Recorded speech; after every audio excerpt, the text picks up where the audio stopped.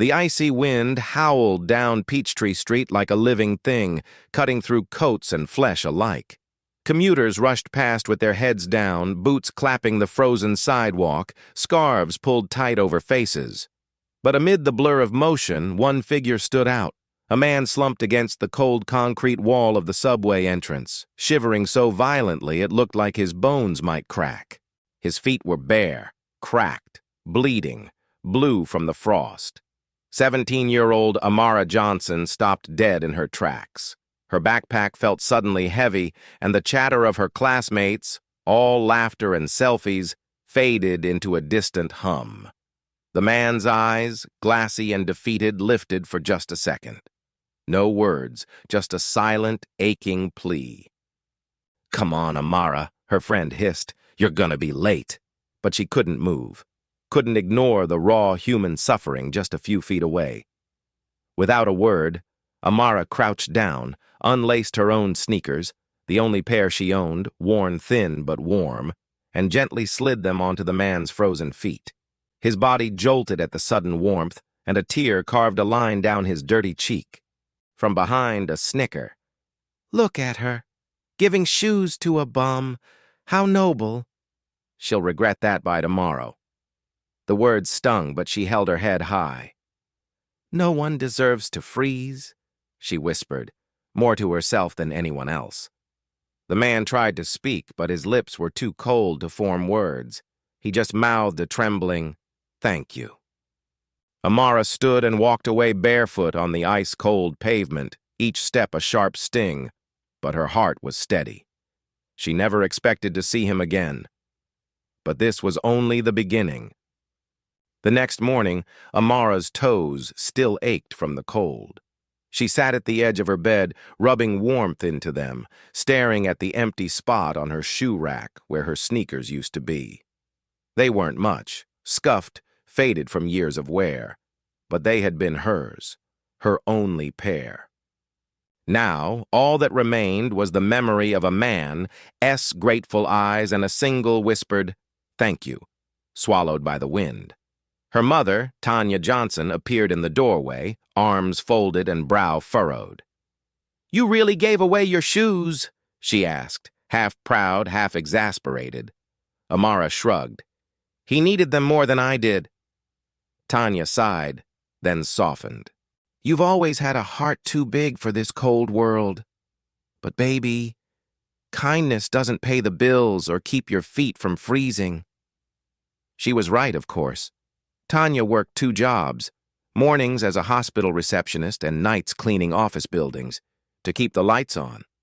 Their small apartment on the west side of Atlanta was barely holding together, paint peeling from the walls, a radiator that coughed more than it heated, and a kitchen table with one leg propped up by a stack of old textbooks.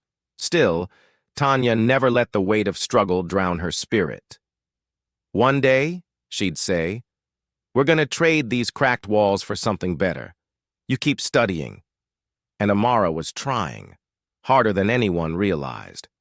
At Westmore High School, Amara was invisible, until she wasn't. Most days, people passed her in the halls without a glance. Other days, they noticed too much. "Nice hair, Amara," a classmate would say with a smirk. "Must have taken hours to tame it." Or, "You're so articulate. I mean, for someone from your side of town." Each comment sliced a little deeper than the last. But she swallowed the bitterness because she had a dream, one that required every ounce of resilience she had left. Since she was 11, Amara had wanted to be a civil rights lawyer. Not just a lawyer, the lawyer who dismantled unjust systems from the inside. Every time she saw footage of protests on the news or read about another wrongful conviction, the fire inside her grew hotter. She kept a quote taped inside her locker. "Justice will not be served until those who are unaffected are as outraged as those who are." Benjamin Franklin. It reminded her why she endured the whispers, the subtle slights, the way teachers sometimes looked past her raised hand to call on someone else. She wasn't fighting for approval. She was fighting for purpose. Home was loud and chaotic, but it was love. Her little brother Jalen, 8 years old and permanently sticky from juice boxes, followed her everywhere. "Did you feed the man, Mara?" he asked that night as they ate instant noodles for dinner. "No, Jay," she smiled. "Just gave him my shoes." Jalen thought about it for a moment. "You're like a superhero." She laughed, but deep down, the idea terrified her, because superheroes didn't doubt themselves, and lately, doubt was all she had. Bills piled up on the kitchen counter. College application deadlines loomed. And despite her 4.0 GPA, Amara knew the road ahead was steep. Scholarships were competitive. Financial aid was uncertain. One wrong step, and her dream could vanish. Monday morning, Amara shuffled into school in a pair of borrowed flats that were a size too small. The hallway buzzed with its usual chaos. Lockers slamming, phones buzzing, gossip flying like confetti. Then came the snickers. "Yo, where's your fancy shoes now, Mother Teresa?" Bet that homeless dude sold them already. She ignored them, but each jab chipped away at her resolve. In English class, Mr. Carter, her favorite teacher, noticed her discomfort. "Walk with me after class," he said quietly. Mr. Carter was one of the few adults who saw Amara, really saw her. A former civil rights historian turned teacher, he had a way of speaking that made even Shakespeare feel revolutionary. "You remind me of someone I knew," he said, as they walked the empty hallway. "Always doing the right thing, even when no one's watching." "Doesn't feel like it matters," Amara muttered. "People just laugh." "People laughed at Rosa Parks, too," he replied, "until history proved her right." It wasn't much, but his words stitched together a small tear in her confidence. Still, the ridicule didn't stop. If anything, it got worse. In the cafeteria, a security guard stopped her and asked to check her backpack. Again. She watched as other students waltzed by unchecked.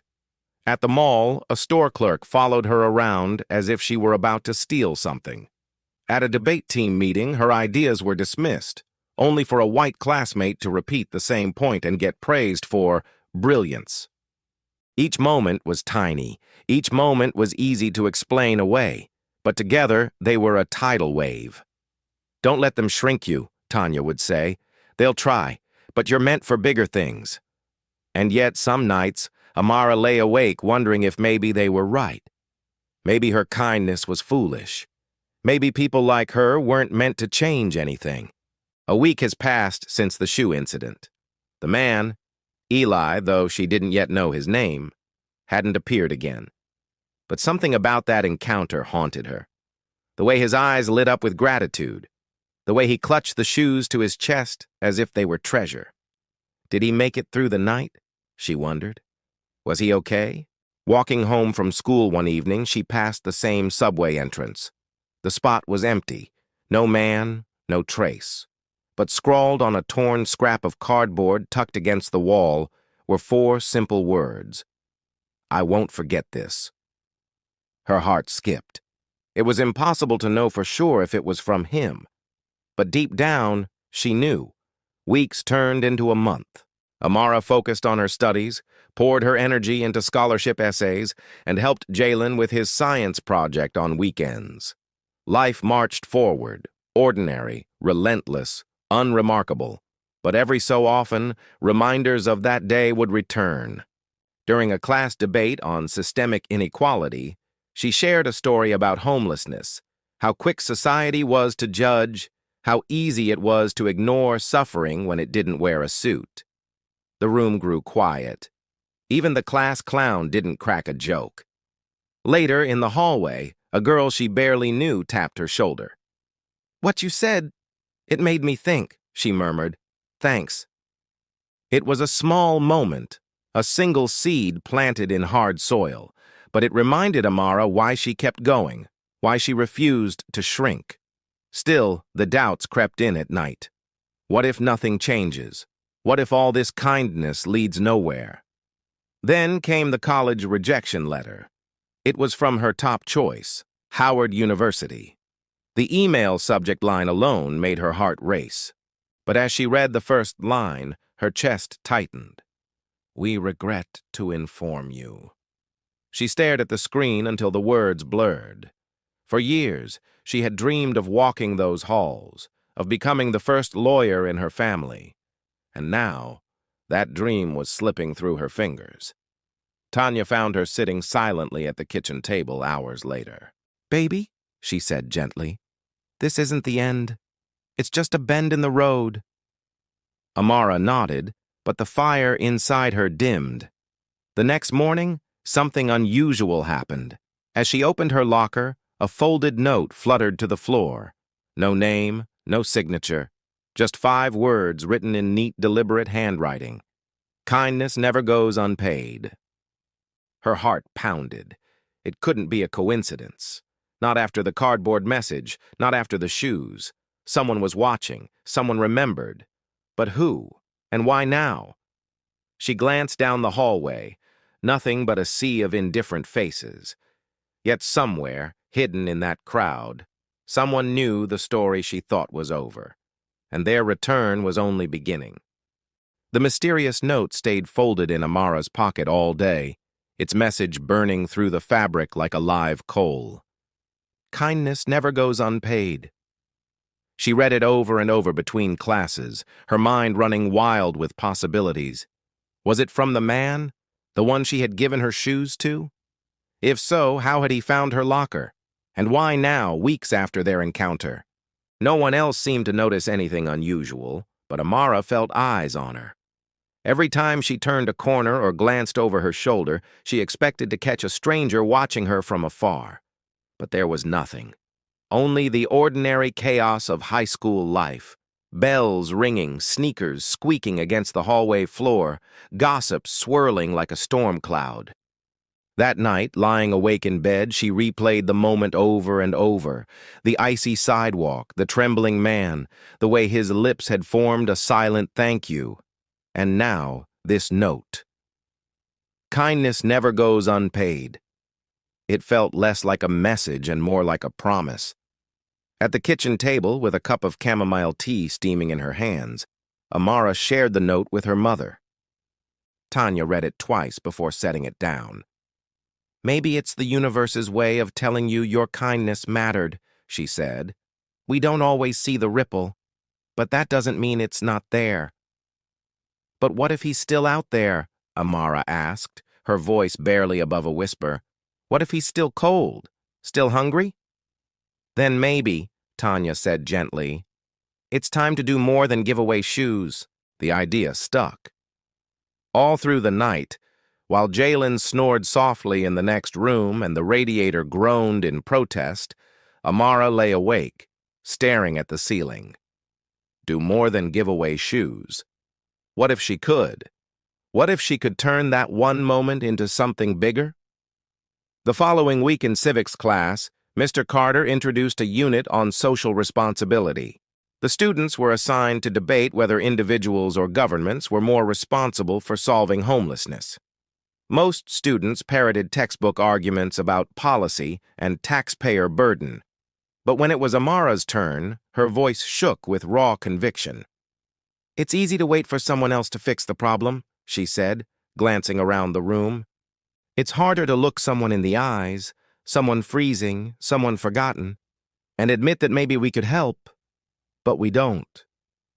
A hush fell over the classroom.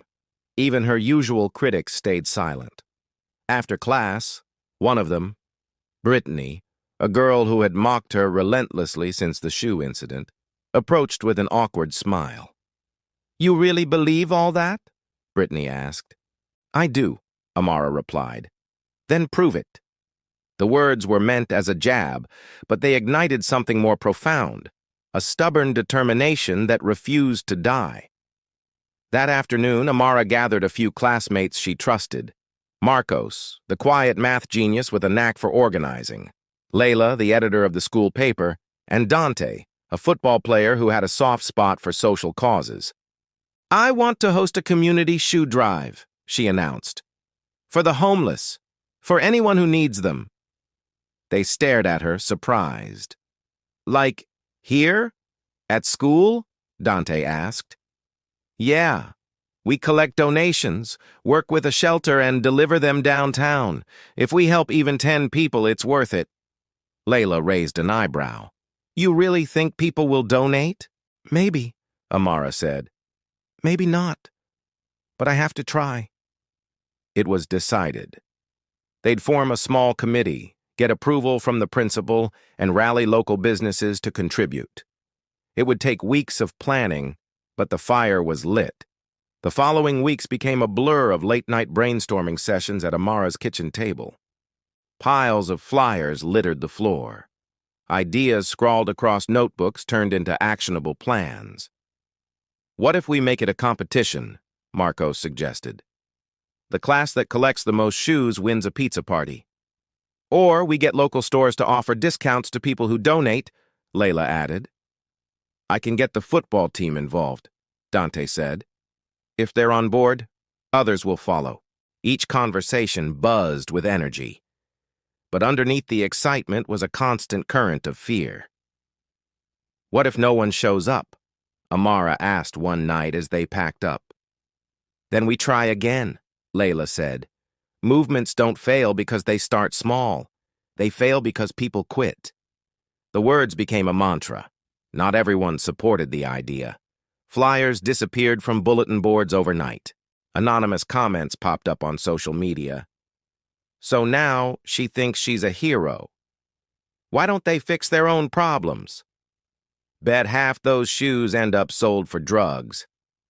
The negativity seeped into her resolve like water through cracks. One night, Amara nearly tore the whole plan apart. She stared at the crumpled flyers in her hands, wondering if the critics were right, if she was being naive. Baby, Tanya said, finding her sitting silently at the kitchen table. You don't plant a seed and expect a tree the next day. You water it, you protect it, and you wait. Amara nodded, the doubt loosening its grip. She wasn't doing this for praise. She was doing it because it was right. 2 weeks before the event, a breakthrough. A local sneaker store agreed to donate 50 pairs. A community center offered space for sorting. Even the school board approved a small grant to help with supplies. Momentum built. Boxes began stacking up in classrooms. Students started asking questions instead of making jokes. Something was shifting, slowly but undeniably. Then, disaster struck. The night before the drive, someone broke into the storage room and vandalized everything. Shoes scattered, posters torn, hateful slurs spray-painted across the walls. Stay in your lane. Help your own. Amara stood in the doorway, numb. Her vision blurred as the weight of the moment crashed down on her. All that work, all that hope, gone. Maybe this is a sign, she whispered to Mr. Carter when he arrived. Maybe it's not worth it. He placed a hand on her shoulder, or maybe this is proof that it is. That night, she didn't sleep. Instead, she sat on her bedroom floor surrounded by torn posters, repairing what she could. Jalen helped her tape the pieces back together, his little hands clumsy but determined. You're not giving up, are you? He asked. Not a chance, she said, a flicker of fire rekindling in her chest. By morning, word of the vandalism had spread. Something unexpected happened. Students who had mocked her showed up early to help clean. Teachers donated extra shoes. Even the typically detached principal personally helped repaint the walls. It was as if the hatred had backfired, fueling something more substantial. 3 days before the event, Amara received an email from an unknown address. Your kindness changed more than one life. Let me help you finish what you started. E. There was no reply address, no phone number, just a promise, and a weird donation receipt for $2,000 to support the shoe drive. Her heart raced. E. It had to be him. But how? And why now? She stared at the screen, her hands trembling. Whoever this mysterious ally was, they weren't just watching. They were stepping in.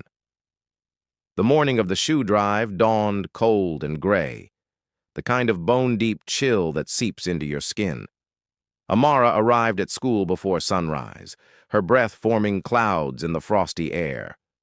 To her astonishment, there was already a line forming outside the gymnasium, students, parents, teachers, strangers, arms full of shoes, bags, and boxes. "Thought we'd help out," Brittany said sheepishly, handing over a stack of sneakers. "You were right. We can do something." Marcos and Layla ran registration tables. Dante hauled boxes like they weighed nothing. Mr. Carter directed volunteers with the precision of a general. It was happening. The idea born from one pair of shoes had become a movement, and then, just as things were reaching their peak, the twist of the knife. A group of protesters appeared at the entrance holding signs that read, "Stop enabling laziness and charity breeds dependence." They shouted insults, trying to disrupt the event. A few donors turned away. For a brief moment, the fragile hope wavered. Amara felt the old doubts creeping back. What if they're right? What if I'm wasting my time? But then, something remarkable happened. A group of volunteers formed a human wall between the protesters and the entrance. Teachers linked arms. Students chanted words of solidarity. And slowly, the noise from the hate faded beneath the roar of support. Amara stood at the center of it all, tears streaming down her face. She wasn't alone. Not anymore. As the day drew to a close and the final donations were sorted, Amara caught sight of something, or rather someone, at the edge of the crowd. A man, standing still, watching. He was dressed in clean clothes now, a dark wool coat and worn leather gloves. His hair was trimmed, his posture straight. But his eyes, those eyes, she recognized them instantly. It was him, the man from the subway. Their gaze met across the busy gym. For a heartbeat, the noise and chaos fell away. It was as if the world had narrowed to just the two of them. He took a step forward, then another. And before she could process what was happening, he was gone, swallowed by the crowd. That night, Amara stood alone in the empty gymnasium, surrounded by hundreds of donated shoes. Her body ached, her hands were raw, but her heart was on fire. Something was coming. She could feel it. The man she'd once believed forgotten was no longer a ghost in her memory. He was here, watching, waiting, and whatever he was about to do next would change everything. The gymnasium buzzed with energy, the air thick with anticipation, and the faint smell of cardboard and old leather. Over 600 pairs of shoes lined the tables, sneakers, boots, even dress shoes, all tagged, sorted, and ready for distribution. What had started as one small act of kindness had transformed into something far greater. But for Amara, standing near the podium, palms slick with sweat, none of that mattered now. Her eyes kept darting to the entrance. Would he come? The image of the man, no, Eli, watching her from the crowd days earlier, had burned itself into her mind. His eyes had carried gratitude, but something else too. Resolve. He was no longer the trembling figure she'd met on the street. Whoever he was now, he had a purpose. Principal Harris tapped the microphone, his voice echoing through the gym. "Today isn't just about shoes," he said. "It's about empathy. It's about students like Amara Johnson, who remind us that one person can make a difference." Applause thundered. Amara felt her cheeks flush. She hated the spotlight. But this wasn't about her.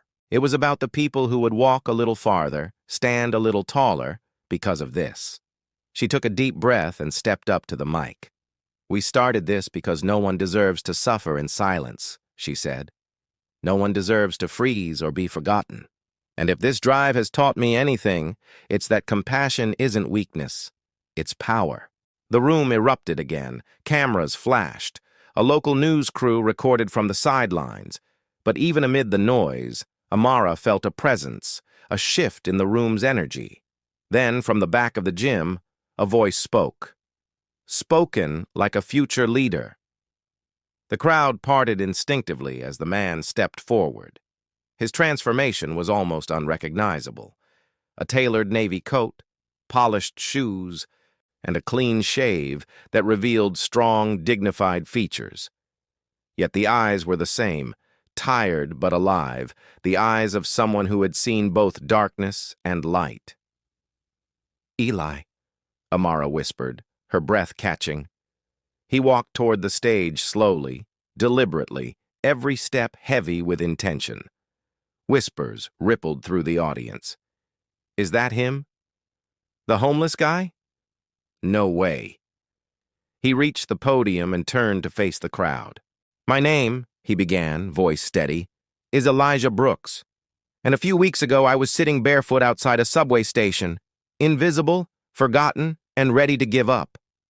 The silence that fell over the gym was electric. Most people walked by. Some laughed.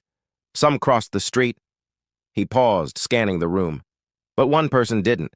One person stopped. One person gave me warmth when the world gave me nothing. And that simple act, it saved my life. Elijah's following words hit like a thunderclap.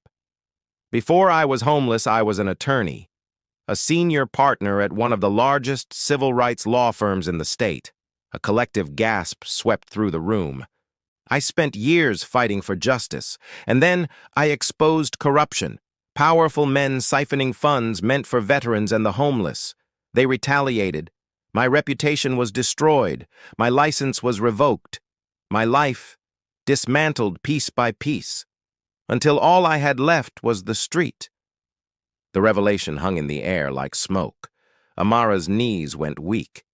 This wasn't just a man who had fallen through the cracks. This was someone who had once fought for people like her and paid the price. "I was done," Elijah continued. "I had decided my story was over. And then a teenage girl took off her shoes and gave them to a stranger." His voice broke for the first time. "She reminded me of who I used to be." Elijah turned to Amara, his expression soft but resolute. "You didn't just give me shoes. You gave me purpose again, and I intend to repay that debt." He pulled a small envelope from his coat pocket and handed it to her. Inside was a letter of acceptance and a full scholarship to the Howard University School of Pre-Law Summer Program, signed and funded by a foundation Elijah had quietly rebuilt. Amara's hands trembled. I don't understand." "I made some calls," Elijah said. "You've got potential, Amara, the kind that changes lives, and I want to help you reach it." Tears blurred her vision. Around her, the audience rose to their feet, cheering, clapping, crying.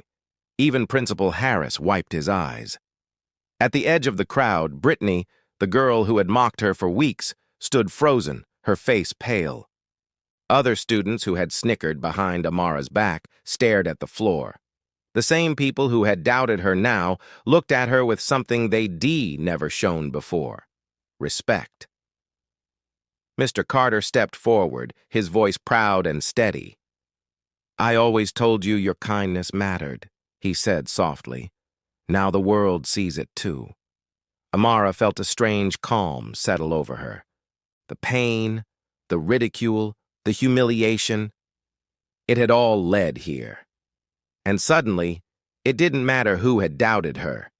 They weren't part of the story anymore. The event took on a new life after Elijah's speech. Reporters scrambled to capture the story. Donors doubled their pledges. The protesters outside, those who had mocked and jeered, were drowned out by a wave of support. But the most powerful moment came quietly, near the end of the day.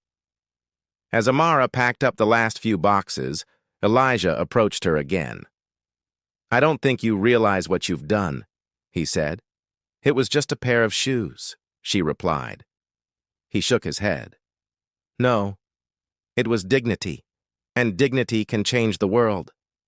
They stood in silence for a moment, the weight of those words hanging between them. Then Elijah smiled, a real, unguarded smile. "I'll be in touch. We have work to do." As the gym slowly emptied and the last volunteers drifted home, Amara walked outside into the cold evening air. The city skyline glowed orange against the setting sun. Somewhere downtown, someone was sleeping on a bench. Someone else was begging for change. The fight was far from over, but for the first time, she felt like she could win. She pulled the scholarship letter from her pocket, clutching it tightly.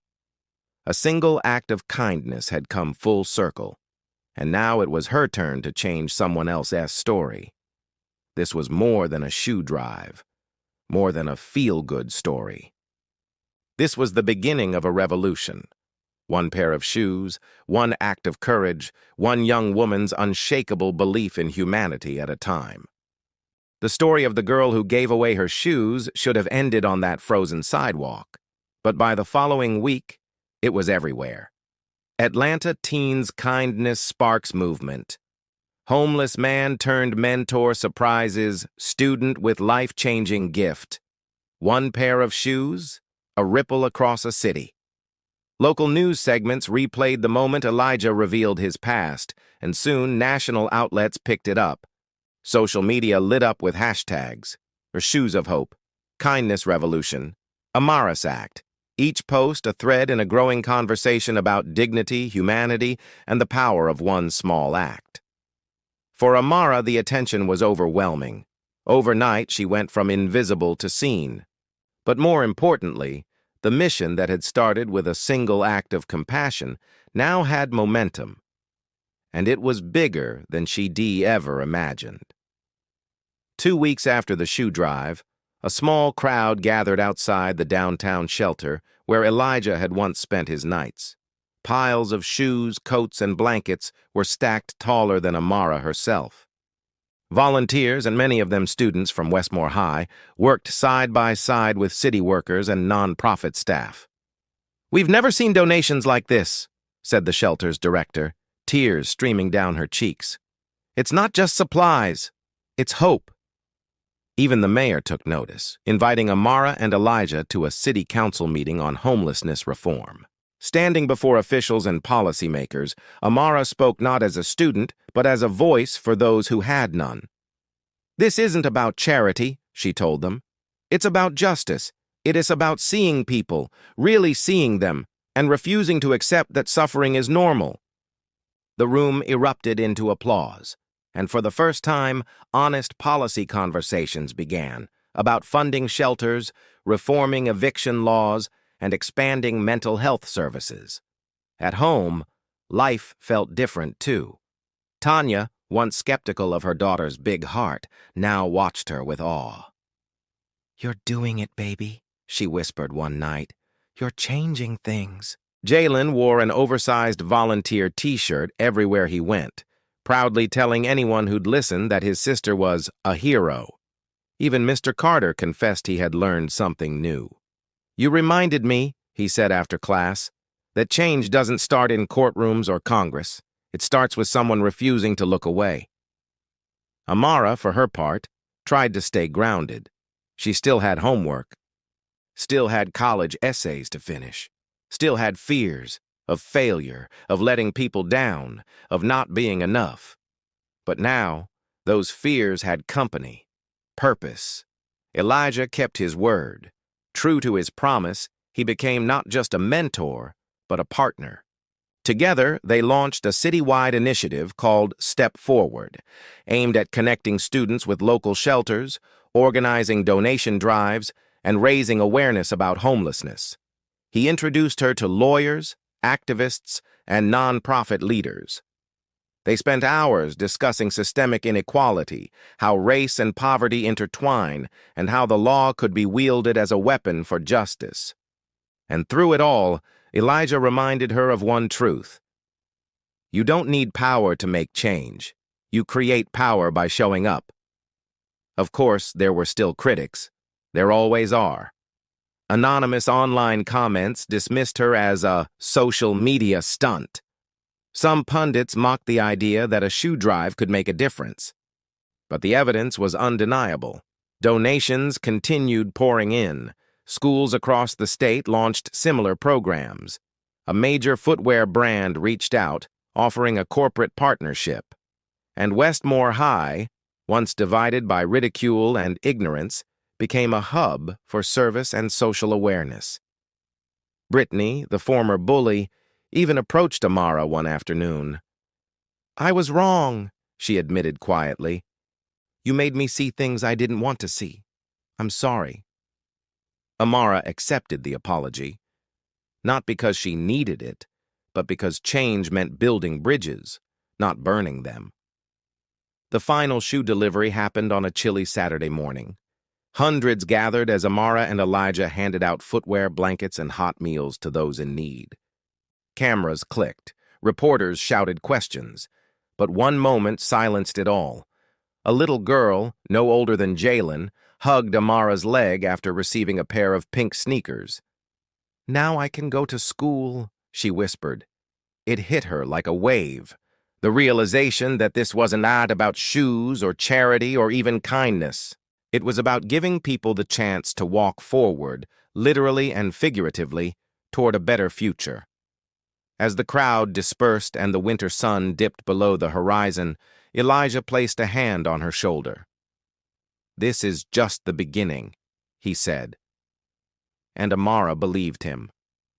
By the time spring arrived, she had her acceptance letter, not just to Howard's summer pre-law program, but to several of the nation's top universities. Each envelope was a doorway, and behind every one of them was a future she had once doubted was possible. The barefoot girl who had once walked home through the freezing streets had become something more. Not a savior, not a saint. A force.